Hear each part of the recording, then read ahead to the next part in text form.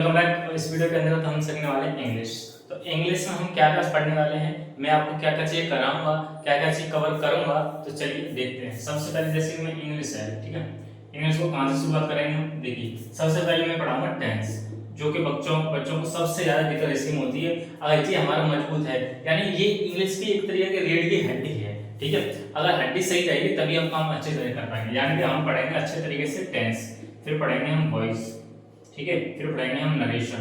Narration का मतलब direct indirect, ठीक है। और इसके बाद हम चलेंगे पार्ट्स ऑफ स्पीच चालू करेंगे, ठीक है, पार्ट्स ऑफ स्पीच, ठीक है। ये सारे topic one by one basic से लेकर एडवांस लेवल तक मैं सारे कराऊंगा आपको, ठीक है। तो सबसे पहले हम चालू करेंगे आज टेंस, ठीक है। और टेंस में सारी डेफिनेशन जितनी मैं इतना एडवांस लेवल तक जा सकता हूँ उस लेवल तक जाऊंगा, और बेसिक जितना जा सकता हूँ मैं उतना प्रयास करूंगा अपना जाने का, ठीक है। चलिए, अभी बात है मैंने लिख ली है, इससे कि आपका टाइम बचे। तो सबसे पहले शुरू करते हैं प्रेजेंट इंडेफिनिट टेंस। अच्छा, मैं इसका दूसरा नाम बताऊं तो वो है प्रेजेंट हैबिचुअल टेंस। सर ये नाम हमने तो पहली बार सुना है, इससे पहले तो हमने नहीं सुना। ये क्या है? हैबिचुअल का मतलब होता है कोई आदत। हमारी जितनी वर्तमान की आदतें होती हैं वो सारी प्रेजेंट इंडेफिनिट के अंतर्गत आती हैं। समझ में आई? ठीक है। अगर इसका दूसरा नाम बहुत सारे टीचर्स लेते होंगे सिंपल प्रेजेंट टेंस, ठीक है। तो मैं बता दूं आपको, चाहे आप प्रेजेंट इंडेफिनिट कहें, चाहे प्रेजेंट हैबिचुअल टेंस कहें, चाहे सिंपल प्रेजेंट टेंस कहें, तीनों बात एक ही है। समझ में बात आई? चलिए, अब मैंने यहां से लिखी बेसिक वाली डेफिनेशन, ठीक है।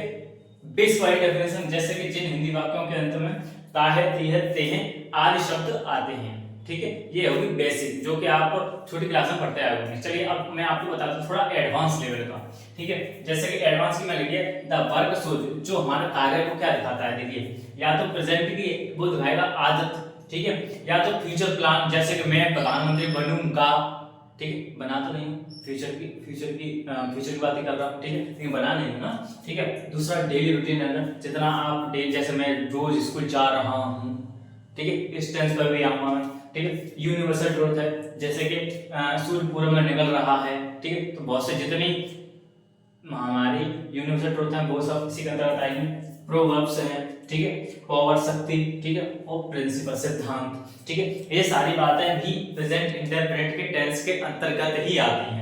चलिए, अच्छा, मैं सबसे पहली मेन बात है इसमें हेल्पिंग वर्ब, ठीक है, डू और डज, ठीक है। अब दूसरी बात, मेन वर्ब इसमें क्या है? V1 और V5। अच्छा, ये V1 और V5 की क्या बीमारी है, इसको भी मैंने डिफाइन कर दिया है। V1 होती है गो, V2 होती है वेंट, V3 होती है गॉन, V4 होती है गोइंग, और V5 होती है गोस, ठीक है। आई होप आपको सारी बातें मेरी समझ में आई गई होंगी यहाँ तक, ठीक है। चलिए, बात को आगे बढ़ाते हैं, ठीक, आगे हम बात बढ़ाते हैं, ठीक है। जैसे ये मैंने क्या डायग्राम बनाया है, आपको समझ में आएगा अभी। देखिए, अगर हमारा सब्जेक्ट जो है हमेशा सिंगुलर होता है, क्या होता है? सिंगुलर, ठीक है, हमेशा सिंगुलर ही रहेगा क्या? सब्जेक्ट हमारा। और ये प्लूरल है ना, प्लूरल, वो जिसका जन्म हुआ है वो रहता है प्लूरल। यानी कि मैं तुमसे बात करूं, अगर आपसे पूछ रहे वर्ब गो, बताइए कैसी वर्ब है, सिंगुलर या प्लूरल? तो बताएंगे प्लूरल, ठीक है। मतलब जब से वर्ब का जन्म हुआ है तब से उसका जन्म प्लूरल ही हुआ है, ठीक है। और सब्जेक्ट होता है हमारा सिंगुलर। हम सब्जेक्ट को प्लूरल बनाते हैं और वर्ब को हम सिंगुलर बनाते हैं। चलिए, आप इस बात को हम दिखाते हैं।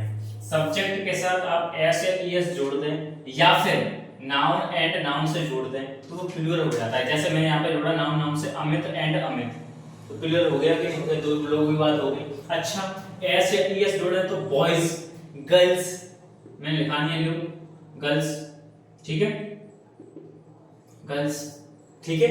अच्छा, अब यहां पर देख, वर्ब है वो मैंने बताया ईट, या फिर आपको वो पूछ रहे तो कैसे वर्ब हो जाएगी? प्लूरल। अगर हम इसमें एस या फिर ईएस जोड़ दें, जैसे कि ईट्स कर दूं या फिर गोस कर दूं, तो ये वर्ब अब कैसी होंगी? सिंगुलर।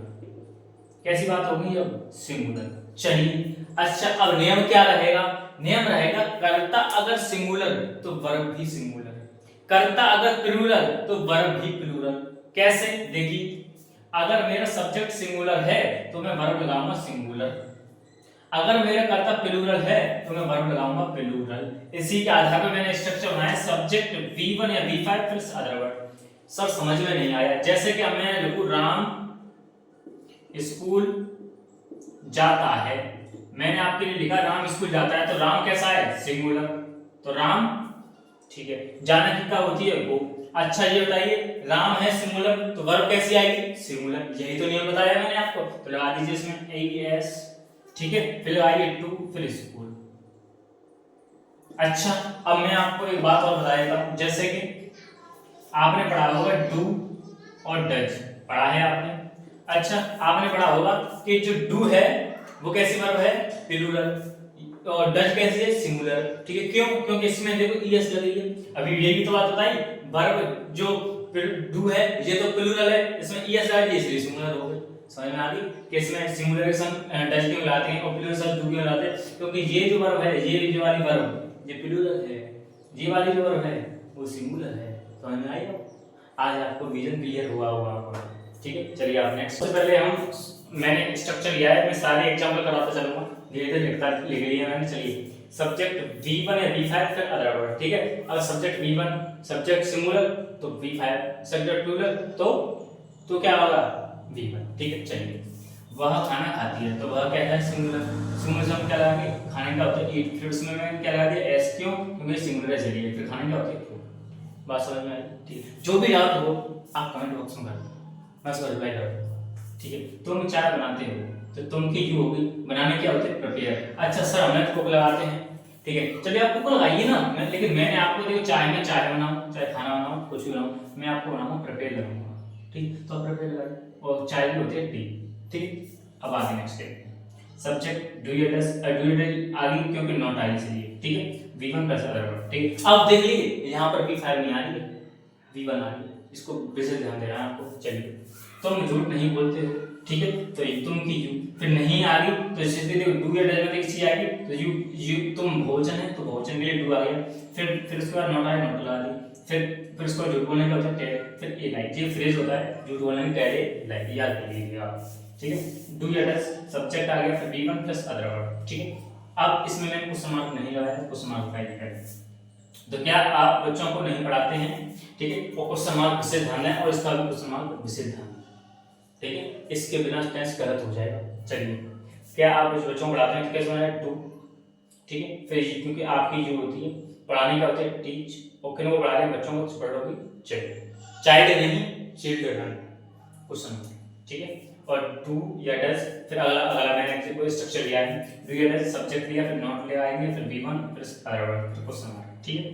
तो क्या आप बच्चों क्या हम घर नहीं जाते हैं तो कैसे बनाएंगे, तो हम बहुवचन है तो सबसे पहले डू आएगी, फिर वी आएगी, फिर नहीं क्या होती है नॉट, ठीक है। जाने क्या होती है वो। अच्छा घर के आंगन टू का प्रयोग नहीं होता इसलिए मैं गो टू नहीं लगा, टू हाउस कर सकते हैं, गो टू हाउस तो सही है, लेकिन गो टू होम ये गलत हो जाएगा, इसलिए मैंने टू का प्रयोग नहीं किया है। ये आप इस बात को अपने दिमाग में फिट कर लें। चलिए ठीक है, चलिए दो एग्जाम्पल और लिए हैं, इनको खत्म करते हैं, ठीक है। सबसे पहले WH, इस WH जितनी फैमिली है वो सारी फैमिली में आपको लिखा दूंगा जस्ट आगे, ठीक है। फिर डू या डज, फिर सब्जेक्ट आएगा, फिर V1 प्लस अदर वर्ड, ठीक है।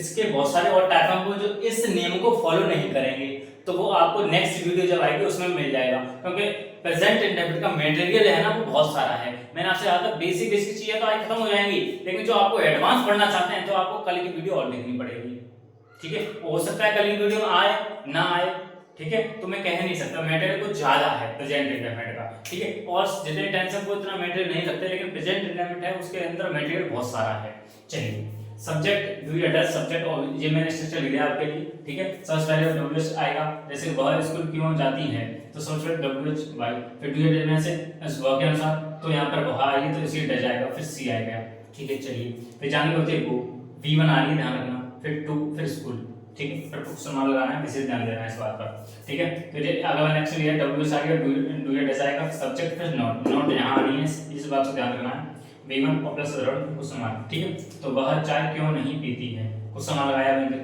वाई तुम के अनुसार डू आ गई, फिर यू तुम की होगी यू, फिर नॉट आ गई, फिर पीना ही होता ड्रिंक, और चाय की होती टी, ठीक है। बात समझ में आई, यहाँ तक सारी बेसिक चीजें मैंने खत्म कर दी हैं, ठीक है। अब नेक्स्ट कल जो मैं वीडियो अपलोड करूंगा तो उसमें उस वीडियो के अंदर सारी चीजें मैं खोल के रखूंगा प्रेजेंट इंडेफिनिट की और जो भी बातें हैं, ठीक है। तो इस वीडियो को यहीं तक, धन्यवाद।